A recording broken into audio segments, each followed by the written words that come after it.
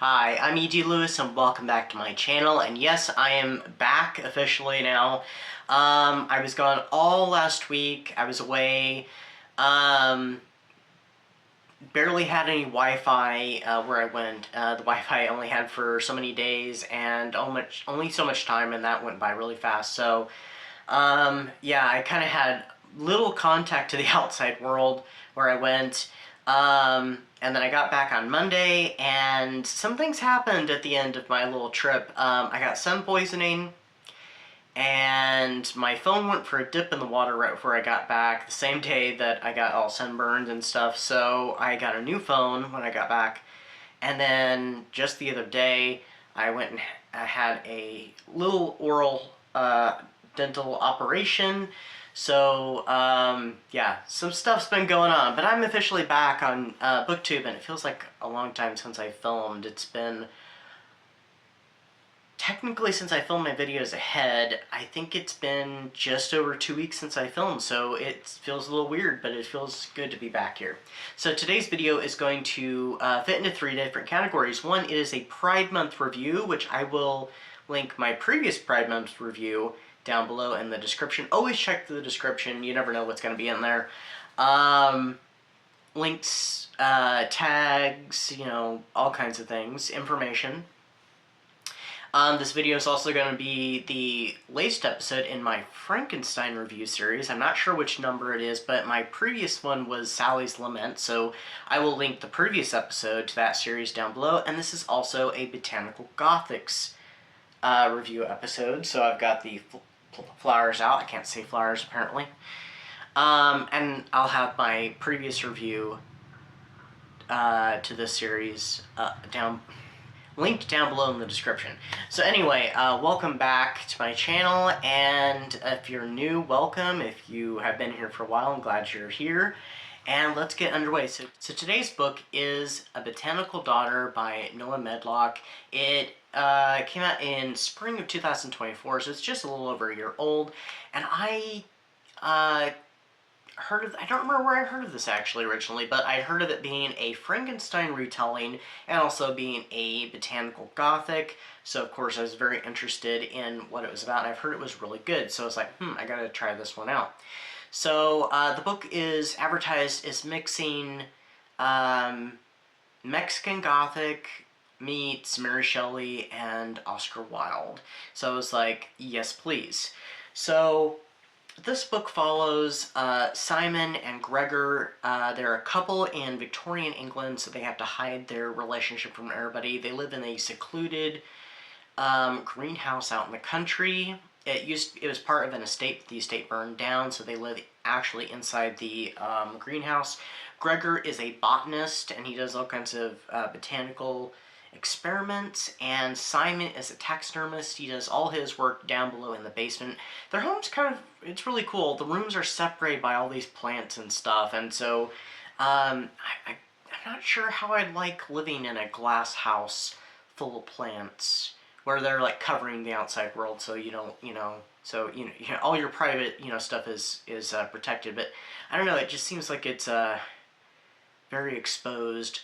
But they do have some servants, but they work on the grounds, and they do have a girl who comes in from the village, does their laundry. And one day, they decide to give her a place to stay, as her father is no longer able to take care of her, and they make her housekeeper, their housekeeper, sorry. They also find that, her name's Jenny, by the way, they also find that Jenny's close friend, died mysteriously. It's claimed to be an unaliving situation, and that she's buried at a crossroads.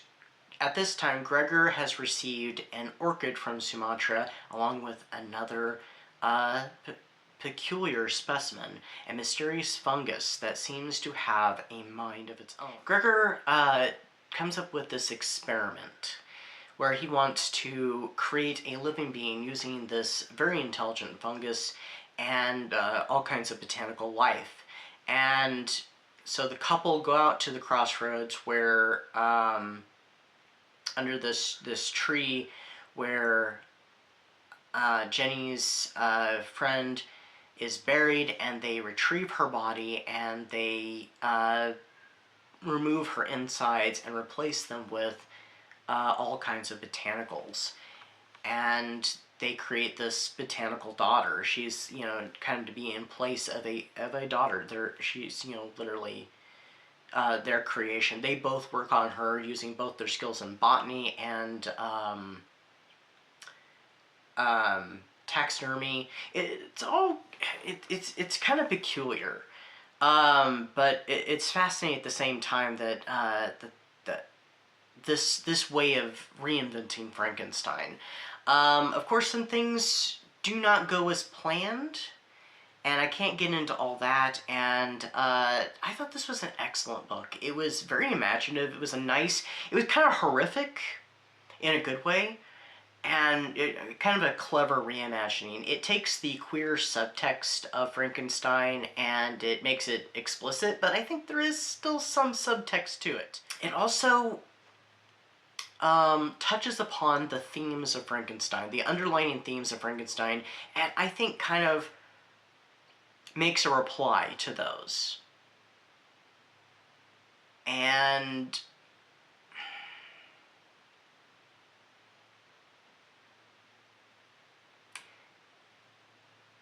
I feel like this is spoiling it, but maybe not, so you can be the judge if this is a spoiler or not. You can skip a few seconds. I think it resolves some of those underlying themes. So, yeah, I completely love this one. It didn't take me long to get very into it. I loved the writing, and apparently this is a debut novel, so I'd be very interested in seeing what else Noah Medlock comes up with next. I don't know if he has anything else out right now or not, but I'd be very curious. So I'd like to see this as a movie even. I'm afraid some of the things they might cut and if they might change the ending, but I still be really curious what this film would look like, especially later on in the book with the character, with the creation, whose name is Chloe, by the way. There's this really cool scene that happens toward the ending of the book. Of course, there's also the very ending too that I'd love to see that actually, you know, in visual style. That I'd be very curious how they would handle it. So I think this would be a great movie, a great reimagining of Frankenstein, which actually there is a new Frankenstein coming out to Netflix later this year from Guillermo del Toro, the mind behind Crimson Peak, one of my favorite movies. So anyway, I rated this book 5 stars. I loved it. I feel like it's going to be very hard to pick my favorites out this year, because this was another favorite. Anyway, that's what I got for you today. I'll be back with some more videos, so stay safe, stay spooky, and happy Pride, everybody. Bye-bye.